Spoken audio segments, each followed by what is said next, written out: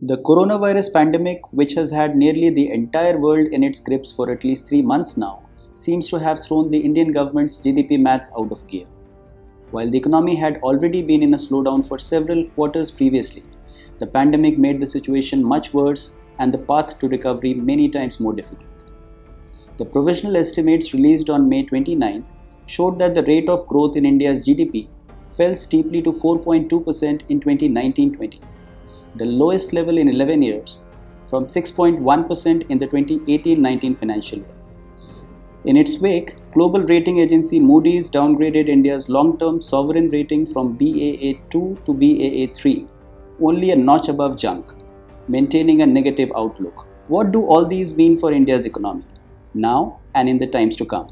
Let's take a deep dive with AKB to understand. How has the economy done? The economy has not done too well in the last few years. The provisional figures for 2019-20 were out just about a few days ago. And you mentioned that this was an 11-year low of 4.2%. Of course, it is an 11-year low, and this is something that's a cause for concern. But what we need to also bear in mind is that in an 11-year period, there have been some highs and lows, but not as low as 4.2. But a more worrying feature of this figure of 4.2% is that this growth rate represents a decline in the growth rate for 3 years running. 2016 and 17, that's the year you will remember was also the year of demonetization, when according to the Central Statistics Office, India's economic growth rate had risen to 8.3%. Now, if you look at that, and year after 7.1%, and a year later 6.1%, and now it is 4.2%, you will see that for the third consecutive year, India's growth rate has dropped. Now, that to my mind is a worrying trend, because when growth rates keep falling without any break and pretty steadily, and in 2019-20 it was a steep decline of almost 2 percentage points, and if you compare it with the 2016-17 figure, the growth rate of 4.2% is almost half of what it was in 2016-17. So this is a real cause for concern. The second point I would like to make is that this 4.2% growth figure does not fully reflect the COVID-19 impact, because the COVID-19 impact had begun to impact economic growth and economic activities only from the middle of March, and actually from the third week of March, when the lockdown was imposed. So therefore, this 4.2% does not fully capture the kind of COVID-19 disruption to economic growth we will see in the coming months.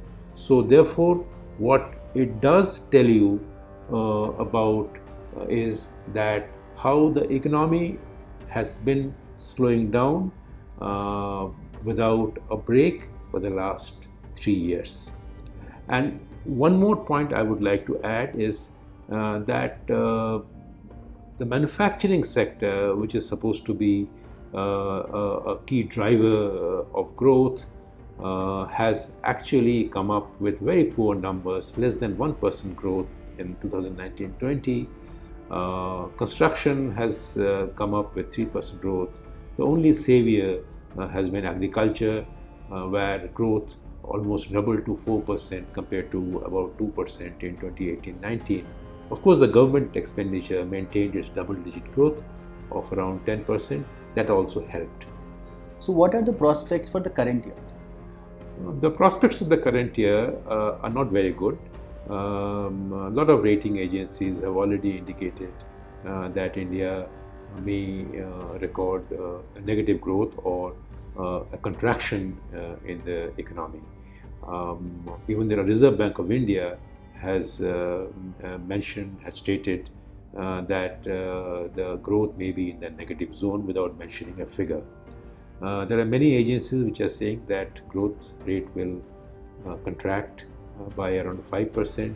There are some independent private economists who are even saying that the growth rate may contract by around 10, 11, 12%. So therefore, the growth prospect scenario is pretty dim. If you look at the figures that were released in the provisional figures for 2019-20, there's a clear pointer on the investment side. The investment as a percent of GDP has once again shrunk to less than 30%.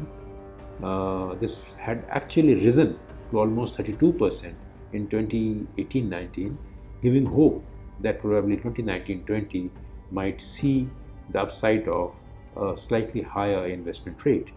Now, investment rate having dropped to less than 30%, 29.8% to be precise, the chances of investment-led recovery has actually come down. On the demand side, there is a lot of worry because credit growth is not picking up, even though the Reserve Bank of India has reduced interest rates by almost 115 basis points in the last 2 months, and still the banks don't have any clients or any businesses to which it can lend. So there are problems with the growth recovery prospects in the current year. The workers issue is also there. Workers are coming back and getting jobs. The latest figure for May shows that 21 million more workers may have come back to the system. But nevertheless, it is still the unemployment rate is still at close to 22-23%. So getting workers for projects, there is a migrant workers issue that will also create problems. So on the whole, what you do see is that the growth scenario is pretty gloomy for the current year, and I don't see any way that the economy can bounce back this year. What led to India's downgrade by Moody's? There are many factors. Remember in 2017, Moodys had upgraded India to this current category, which is 2 notches above the junk grade. India was 1 grade above the last investment grade. Now what the Moodys has done is that brought us a notch down, which means we are at the last level of the investment grade rating. Now, there are about 6 factors which they have cited in support of their decision to downgrade India's rating. One is, it is said that slow growth for a prolonged period is something that is a cause for concern, and that is what I was saying, that growth has been slowing down. The rate has been decelerating from 2016-17 onwards, and Moody's obviously is worried that this prolonged period of slower growth is something that is denying the economy its potential rate of growth. So therefore, it's worried. Number one is it sees that its debt profile is rising at a level that is not any cause for comfort. It says that already the total government debt, which means the debt that the central government and the state governments have run up so far, is almost 72% of the country's GDP. Now, their fear is that this will go up to 84% of GDP in the coming years, and that is an area of concern for Moody's, which is why they are downgraded.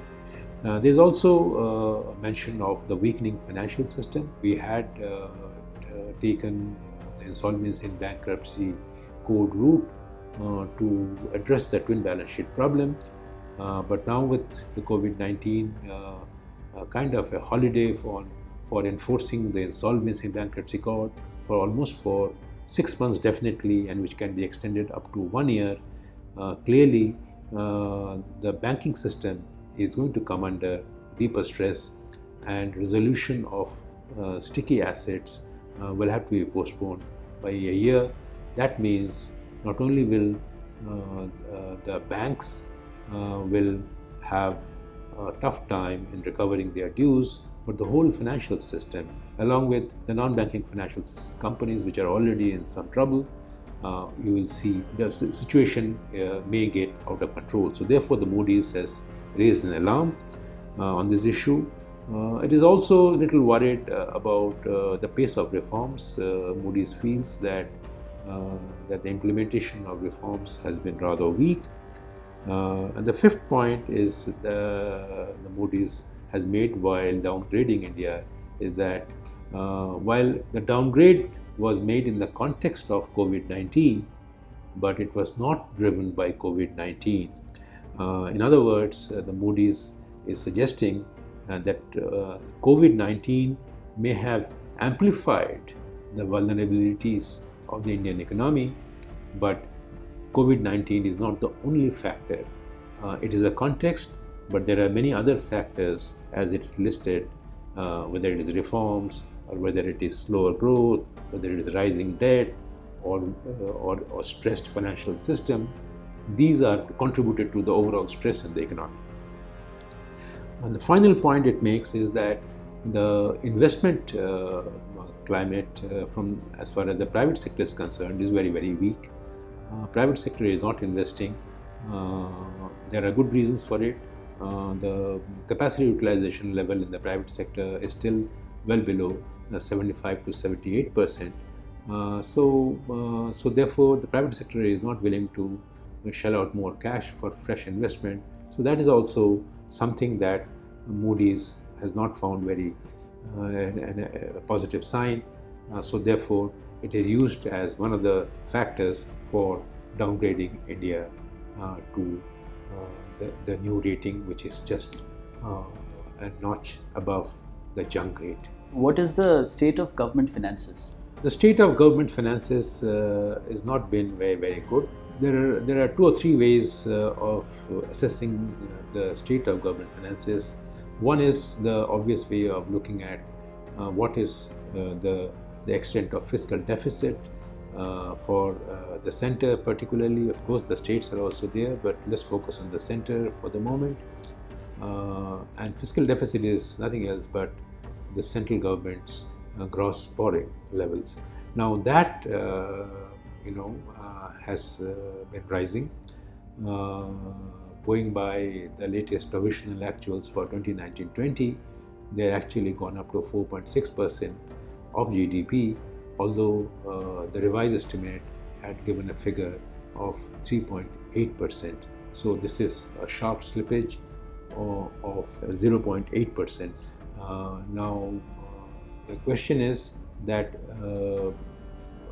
the central government's fiscal deficit from around 6% or 6.7% in 2008-9 had been brought down to well below 4%, around 3.5% or so, but now it is again risen.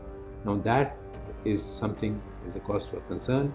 So that is one way of looking at the fiscal deficits and the state of finances. The second way of looking at the state of the central's finances is that in what way is its debt levels, are they rising or they are remaining under control.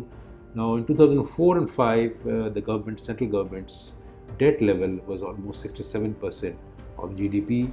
Now it had been brought down, giving much comfort to policy planners and economic commentators, and it had come down to almost 47.5% by 2018-19.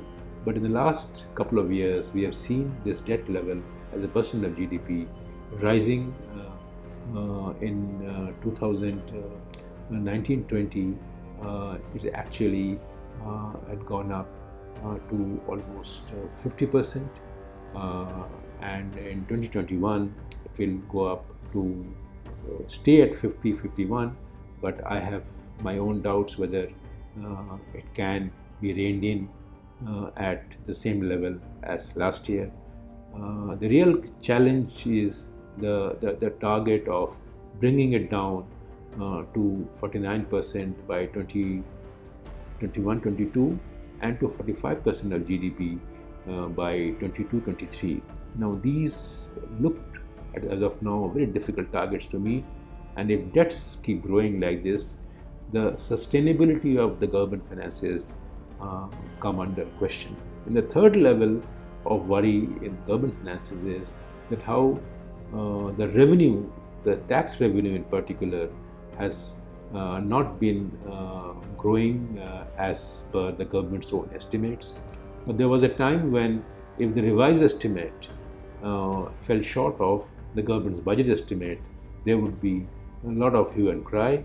Now what is happening in the last 2 years is that revised estimate is short of budget estimate, and then when the provisional actuals come, they show that even the revised estimates were overestimated and the provisional actuals show a shortfall over the revised estimate.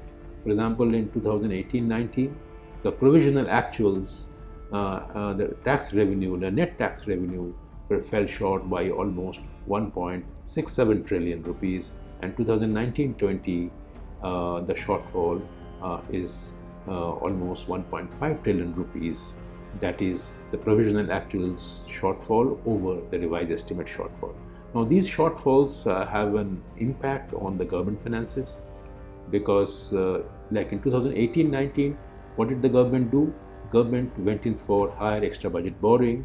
It went up to almost 1.62 trillion rupees of extra budget borrowings, which did not get reflected in the government's fiscal deficit. So it is almost like hiding your actual fiscal stress.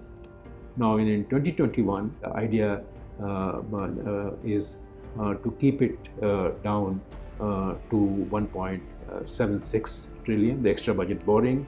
But already 1920 fiscal deficit has gone up to 4.6% because the government had exhausted its scope of raising any more from these extra budget borrowings. Because remember, the extra budget borrowings are largely a composition of some bonds that the government floats and dipping into the national small saving funds.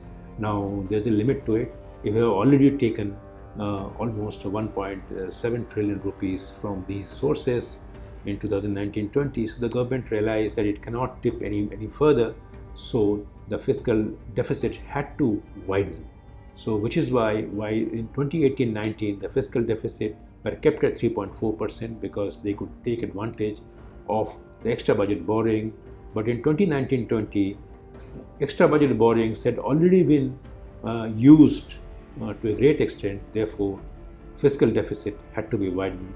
The headline number went up to 4.6%. 2021, which is the current year, already the budget has taken a provision of around 1.8 trillion rupees. Now clearly no more recourse can be sought from the extra budget borrowings, which is NSSF and some bonds. Therefore expect that the budget deficit or the fiscal deficit will be much wider than the promised 3.5%. Already the government has gone in for higher borrowing of around 4.2 trillion rupees. There is tremendous pressure on the government's revenues in the sense that the tax revenues are going to fall short of what they had been projected. So on the whole, the government finances are not very healthy, and fiscal deficit will certainly widen further. But probably a good way of tackling all this situation would be to make this deterioration in the government finances more transparent and more public. Government has done a little bit in a sense that the government has come out with the extra budget borrowing figures within the budget documents, but I think more needs to be done by restating what exactly is the actual stress or what is the deterioration or the slippage that the government will see in its fiscal deficit in the current year. Why is it that the government has not been able to meet its revenue targets? Well, the first reason is that when growth slows down, revenue will fall. So therefore, that's the first factor whereby the government has not been able to collect the revenues which it wanted. These projections of the nominal growth rate has gone wrong. It had projected around 11 to 12% of nominal growth rate in 2019-20, but the actual nominal growth rate has been only 7.2%. So naturally, if you have a lower nominal growth rate, the tax collections also come down as a result. That's one. Second reason is that over the last many years, we have seen a deterioration in the central government's tax buoyancy, in a sense that the tax buoyancy is a correlation of growth. If growth takes place, then the revenue should also grow at a certain rate. Now, the rate at which the revenues grow in relation to the economic growth is something that is worrying, because that buoyancy rate is falling. Actually, that tax buoyancy for the center in 2019-20 was actually in the negative zone. Now, that's a cause for concern. Now, this could be because of many reasons. It could be because maybe evasion is taking place. It could be because the tax base has got shrunk. And the government has increased the exemption level for taxes above 5 lakh rupees, in a sense that anybody who is earning a salary of less than 5 lakh doesn't have to pay any taxes. Now, these people, these taxpayers are almost 35 million in numbers, accounting for almost 33% of the total gross income on which taxes are paid. Now, that's a lot of money, a lot of tax money the government has lost, because it has raised the exemption level to 5 lakh. So therefore, the tax base is an important factor, growth is an important factor, tax buoyancy is also an important factor. Unless these are taken care of and tackled, I think the issue about tax revenues and the targets and their realization will be an issue, and the government has to become more realistic in setting these targets, because if you don't set realistic targets, you can actually face another problem of tax harassment, because when the tax officer is made to collect taxes as per those unrealistic targets, then obvious corollary of that is tax harassment. Thank you for joining us. We'll be back next week with another deep dive with AKB. Do follow us on YouTube, Facebook, Twitter, Instagram, and Telegram for more.